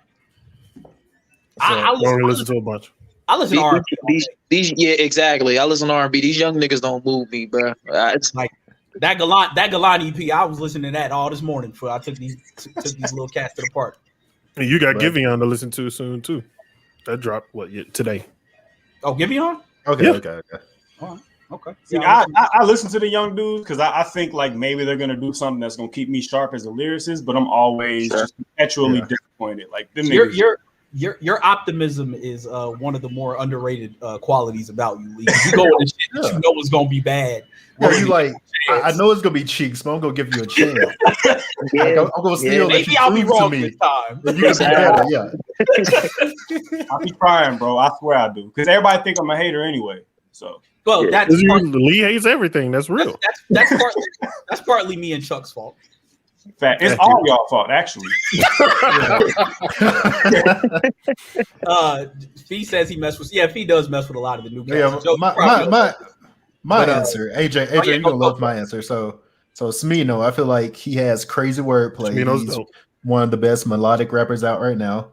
Of course, Westside Boogie, and then Sean Smith on that list too. But one guy I had such high hopes for. Like I thought he was gonna be the next guy, and he's kind of been having a weird career. Like there was a time where I heard Mick Jenkins, specifically The Waters, and AJ. I was like, go listen to this right now.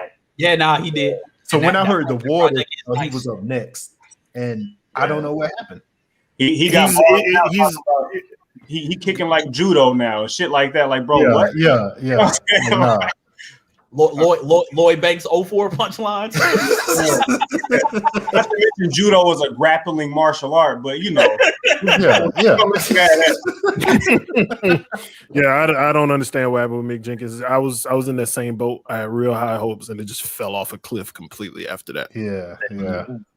He's had a couple very, very few bright spots since then, and I don't know. I don't understand it. If you had told me in 2010 that I would be more inclined to give local rappers a shot than mainstream new artists, I would have called you crazy.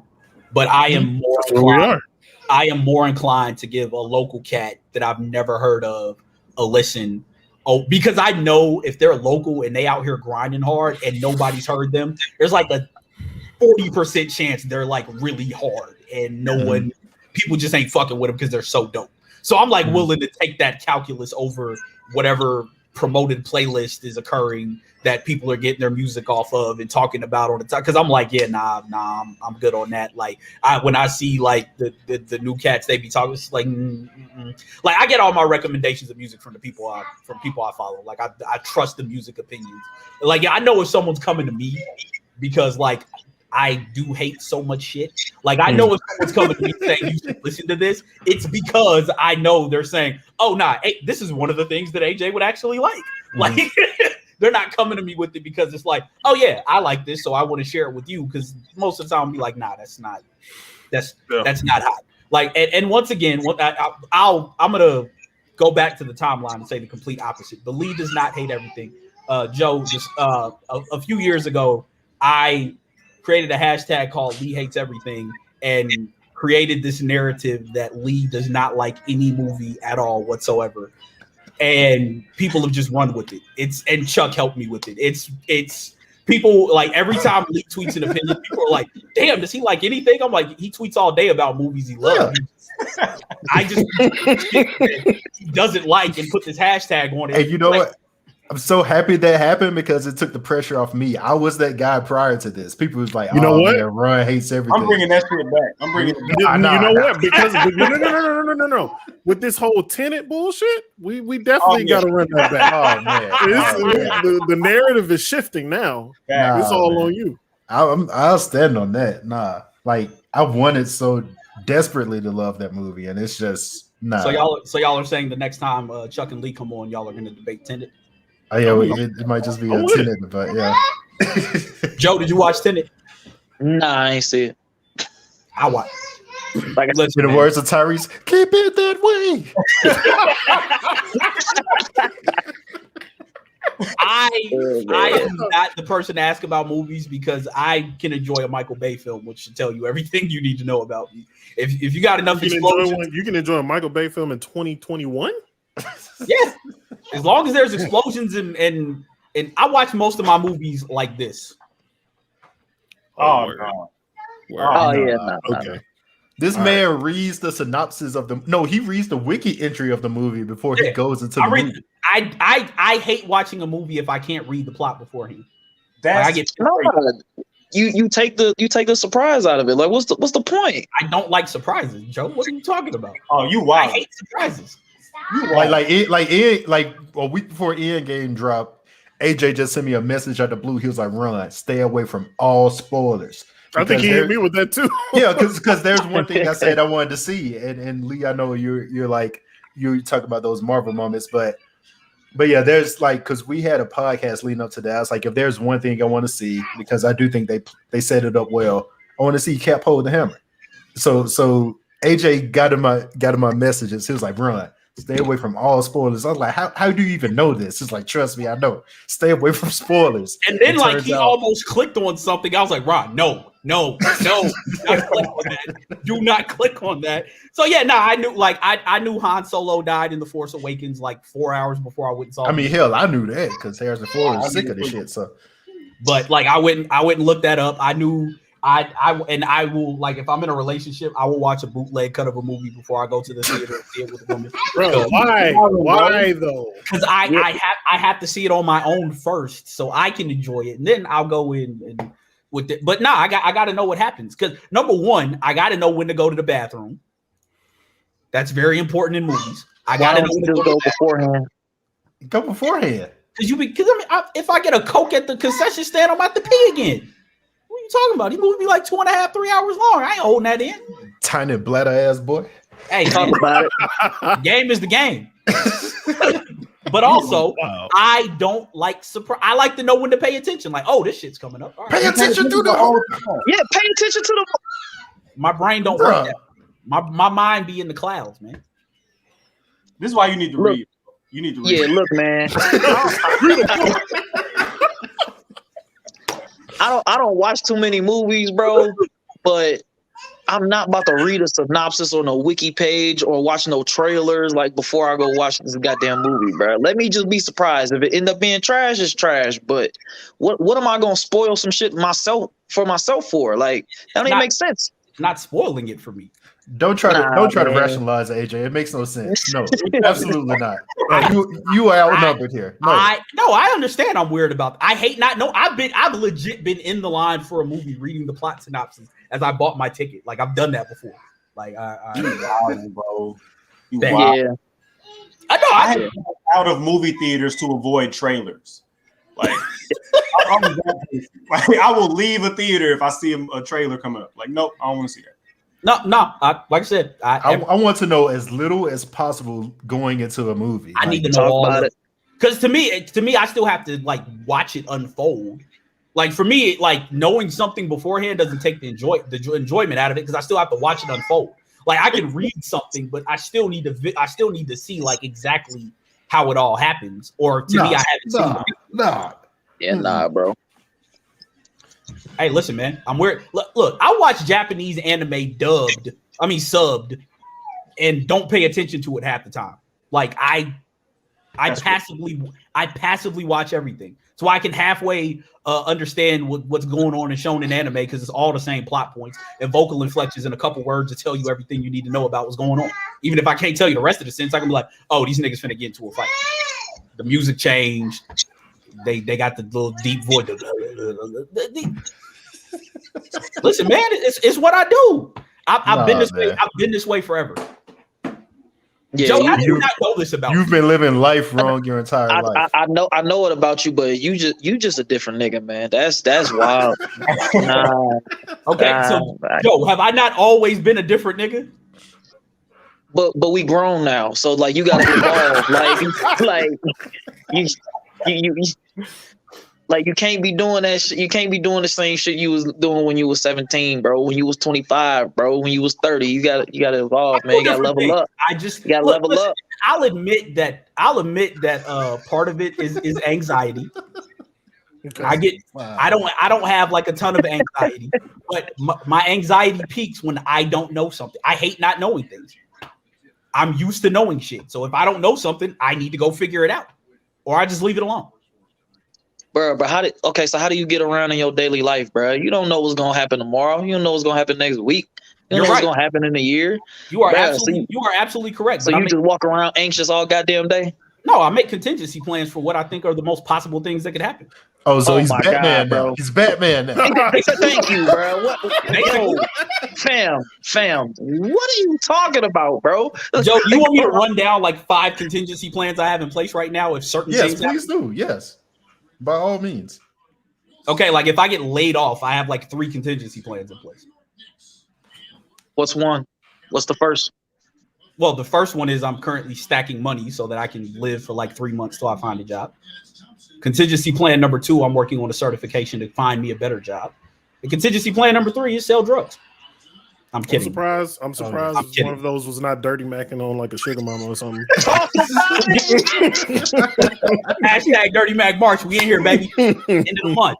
We out here. I gotta post the greatest Dirty Mac song of all time, in my opinion. Man, y'all dirty macking niggas is the worst niggas on the planet, bro. I swear to God. Listen, man, hold on. So let me go into a small rant about that. I know we've been on for an hour and a half, but fuck it. Let me go into a small rant about this. Everybody thinks dirty macking is what Drake did on Marvin's Room. And yes, that is dirty macking. But that is not the only way to dirty mac. That's all I'm saying. I don't be out here saying fuck that nigga that you like so bad. That only got to be like young people that think that Drake on Marvin's Room is dirty mac supreme.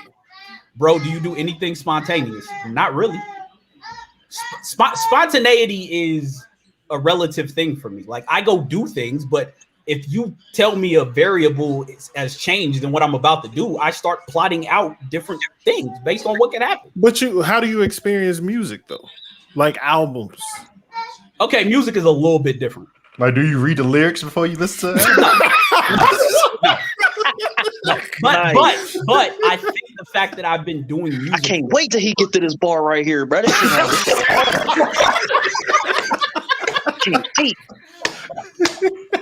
Number one, he said it ain't dirty macking if it's the truth. That is true. No, that is false. It's always dirty macking. Talk about it. Listen, here's the thing about dirty macking. If a dirty mac can say something and it works on your girl either wasn't shit or it was true. But it still don't change the fact that it is the act of Dirty Mac-ing. Thank you. There's action that has to take place. It is what it is. But as far as like music, I think I can do that because I've done music for so long that like hearing a new project is like joyous to me. It's not like an event factor for me because it's not like I'm watching the story unfold most of it. It's just enjoying the music. Like I'm listening to it. For me, I listen to music largely to see like to think about what went into like the process to like replicate that shit. Since you listen like that, tell me what For Your Eyes Only concept was. I'm gonna ask this nigga a real quick question, bro. And if it's too personal, you don't gotta answer. Just let me know. We can talk on the side. Bro, if you don't do nothing spontaneous, bro, you don't have a spontaneous sex life, bro. And if that's too personal, you ain't gotta answer.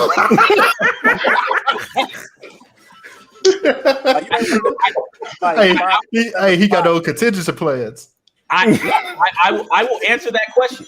I go into any encounter with the woman that I am having, knowing what the most likely outcomes are, and I read the situation to determine what those outcomes might be. So typically, I know if we're having sex like 10 minutes into the night. I've been surprised occasionally, but usually 10 minutes in, I get the situation well enough to know if she with it or not. So if she with it, you going out getting condoms? Nigga, I don't use condoms. What the fuck is wrong with you? Oh yeah, you a wild nigga, bro. Making sure you know like a bad day away from like pure sociopath. Like. Talk about it. Condoms for what? I'm just making sure you're not walking around, bro. I don't went from being the Batman and the Joker. Like if you live long enough, you will become the villain. Yes, straight up. Nah, bro. Listen, man. I say this often. Women that like me are very easy to read because I know when women like me. So if a woman likes me, I can typically tell like when we're kicking it, like, oh, if she's with it or not. And so if she is, then we move with the she's with it contingency. And if she's not, we move with the she's not with it contingency. Bro, I'm just making sure you're not out here living like a Lifetime movie with a planner that has scheduled at 7 o'clock on Friday. Like, we're gonna have to have a come to Jesus meeting if it's that, bro. Okay, now, bro, have you ever seen me write anything down and plan anything? Either Jay-Z or this. We not talking about rap right now, though, bro. We talk about life. Nigga's 100% right. No, it's funny because I don't write rap lyrics down. I do them in my head like Jay-Z. I started doing that when I was 19. So anything, I don't write things down. I have all this stuff stored in my brain. So if you're just like on vacation, right? Just like in Miami and some chick just want to fuck, like that's purely spontaneous. What's the plan of action? It's spontaneous, but again, I've had those happen. I've been places and had sex with I've been taken by surprise about like some sex occurring like 4 or 5 times in my life. Every other time I knew I had like at least a 10-minute window of knowing, like 10 minutes before it happened, to being like, oh, okay, this is about to go down. And then we move like it's about to go down. There have been a couple times where I've just been in the room and clothes came off and it's been like, oh, all right. Hey, you remember we used to read like those Hardy Boys books? They used to have like a choose your own adventure. Is that like what your brain do? You're like option A, I jump to page 58. Yes. Option B, I just go to the next page. All right, cool. Yes. All right. And not to get too deep, but that is actually how I believe like string theory and like how the universe works. Like there's a predetermined outcome for everything that you do, every choice that you make. I mean, I do subscribe to that. Can lead you to something big, and you don't even think about it because it's just a small thing. Like literally 2 weeks after I moved to Alabama, where I went in to go get a job application has led me to this exact moment. If I go get a job at the other place that was next door, my life is not what it is now because it required me meeting certain people to like take the steps to get where I am now. So, but like, I usually like, it's very rare that I go into an encounter with a woman not knowing if we're going to have sex or not. And I just move accordingly. But my brain is a series of a bunch of contingency plans I put in place in case some shit happens. And I have them ranked based on the highest probability to the lowest probability. You a wild nigga. Life ain't numbers, bro. Yeah, Life is not numbers at all. But again, I know when women want to have sex with me. Mostly because I'm not the nigga that women look at and go, I'm gonna have sex with them. That's usually not how that works. It's very rare. There's usually a series of events that leads to a woman to be like, maybe I should have sex with him. And I'm usually man, you good, bro. As long as you're not strapping up, bro, you'll forever be my hero, bro. Like I'm bad. He said I am one bad day away from sociopath. Damn, am I that bad, man? Oh, bro, I don't know, man. I feel like you have said that about yourself before. Yes.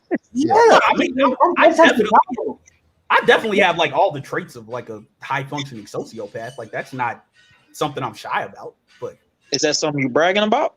No, it's the truth. Oh, okay. It's not just a it's true. Like I tell the truth. I'm honest about myself. Again, it goes back to when I was on Twitter and didn't have a profile picture up, and women would always paint this idea of what I looked like in their brains when I would always say what I looked like on the timeline, and then women would meet me and be like, "Damn, you actually look like what you said you look like." Yes, why would I lie? Like we gonna meet eventually. What I'm gonna tell you, I'm a 6'3" dark skinned nigga with dreads for when I'm none of those things. As a friend of mine once said, I look like a nigga you've seen somewhere before. That is the best way to describe it. Yes. Yes. I look like a nigga you've seen somewhere before. I once told AJ he looked like NBA Live creator player number 2. And relax. And like he just like AJ, my nigga, like he looks like exactly. He looks like the most standard nigga ever. If you like just build a standard nigga, that's AJ. Like, yeah, I can because there's not like outside of my eye color because my eyes are like a really light brown. Most people don't remember me if they meet unless we talk. People pass by me all the time, and it's also I feel like I've seen you somewhere before. You probably have, and you don't remember it. Bro, what's some nigga off the me? That's what that nigga looks like. Yeah, I look like one of the MII. I look like a me nigga. Like I think it's changed now is like as my beard has grown in and, like, you know, the glass, but yeah, listen, man, I listen, man, it is what you can call me weird. I'm okay with all of these things. I made peace with all this shit about myself long time ago. I reckon it drives women that I deal with nuts when they see me Googling the plot of a movie before we go in. When they see me in my brain, like literally calculating as the change of plans has occurred. And they're like, God damn it, can we just experience it? No, you can experience it. I'm not going to stop you from doing it. I'm just making sure I'm prepared for what might happen now that we went down this road. I'm just making sure we prepared. Insane, man. It's definitely how Batman relationships go. Like we're gonna explore this on the TL for real. Chuck did once say that I would be if Batman was on Twitter, he would be me. Yeah, I buy that. Yeah, I buy that. It is what it is, man. I am okay with all of these things. None of these things bother me. I'm good with it. Game is the game, man. This nigga crazy. Indeed. Yeah, this nigga crazy. Women would be like, God damn it, why are you just listen, man. I need to know if we go down here and some wild shit occurs. I gotta at least be prepared so I can react the way I want to react. God damn it. But I don't have the contingency plans of like what happens if someone like if some SWAT team niggas swing through my glass door. Nigga. They go pull a batarang out. You know what I'm saying? It's got a high probability of that. They don't disappear behind the fireplace. Man, like I ain't got a shotgun behind the toilet. Like, that's not what my life is like. But if I'm dealing with a woman and I know that there might be a probability, or if I find out she got a crazy baby daddy, I might carry my gun with me everywhere looking for her because that nigga might want smoke.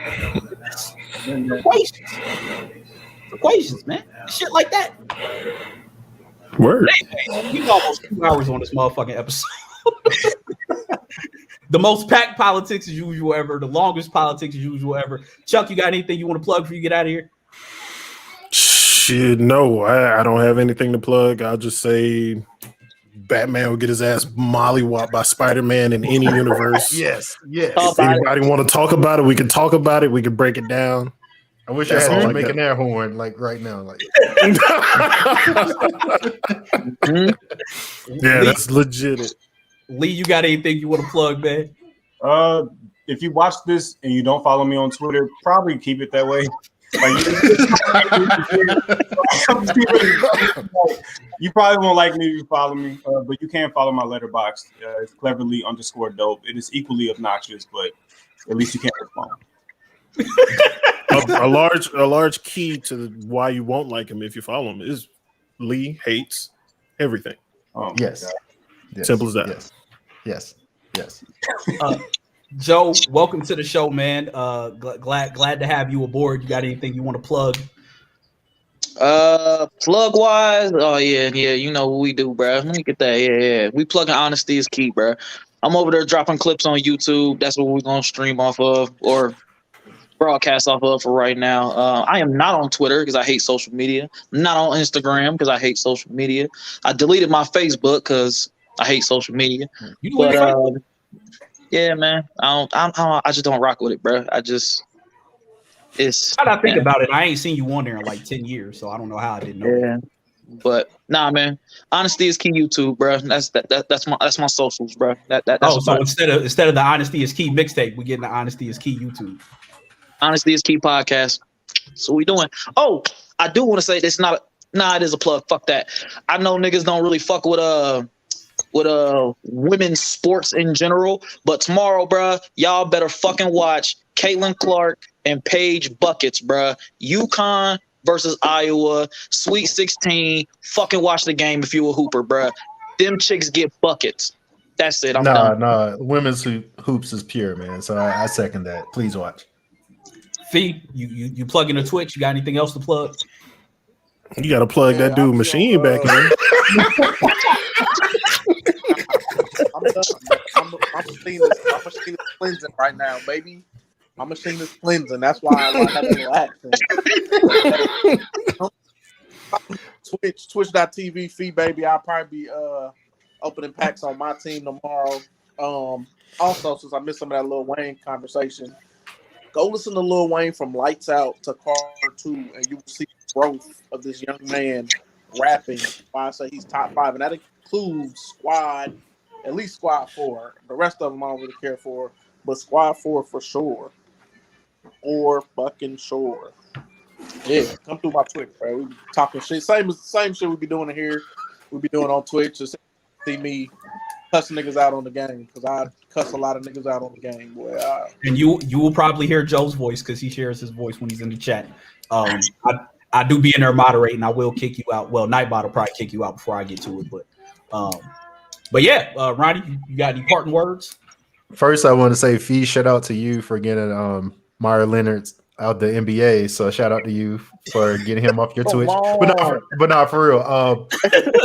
Just want to plug, of course, the Kids Wear Crowns, kidswearcrowns.com, at the KWC blog. We currently have this web show going, but we also have our TV podcast on last week's episode. Check that out on our streaming platforms. That's all I got. Might have some projects coming soon. Have my studio set up here, so I'm getting back to dropping the content. Finally settled in the new place, so be on the lookout for that. Yeah, hopefully. Next week I know I won't have kids running around here. But yeah, that's it. I would tell you to follow me on Twitter, but as Lee so succinctly put it, Chuck, why you shake your head, man? Don't do it. It's nothing. Just don't do it's nothing but me tweeting about Dirty Mac and ass. Please don't do it. Other things that you probably don't want to hear. Lying about the Dark Knight on timeline. Oh man, I'm a Dark Knight truther, baby. The original.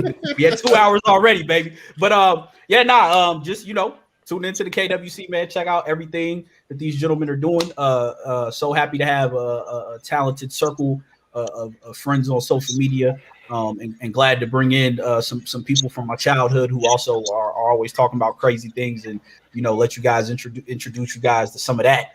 But yeah, man, Lee, Chuck, y'all are always welcome on whenever. I usually ask them when we run it short, like 30 minutes before we go live, and they like, nigga, I have a life, I'm busy. So glad to get them on. We definitely got to do the Tenet episode, so I can be a bystander I'm taking off that day. I'm taking off. Oh no, man! You got to come through and get this Chuck at least. No. I'm saying I'm taking off from work that day. I'm prepping all day for that moment. Right. Yeah, do that, and then me and Chuck one day are gonna have a debate about Inception. We be doing that on the timeline all the time too. Whether he's awake. That's my movie. I love that movie. Yeah, Inception is dope. Yeah, whether he's awake or not. Me and Chuck have been going back and forth about that for like.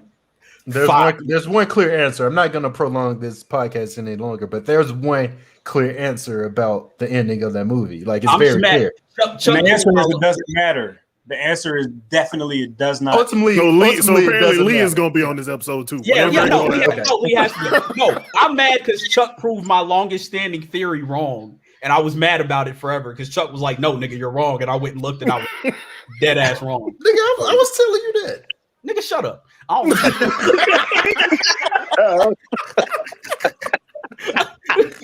Nigga, me and you been having the same arguments forever too. I'll listen to you. Chuck made me actually go look, and I was new point of view, huh? All right. Yeah, new point of view. It's just like when your mama always tell you something, and then your favorite teacher tell it to you, and you like, oh well, damn, yeah, I heard. Like, yeah, I've been telling you that. But anyways, so we'll definitely do that. We're adding more characters.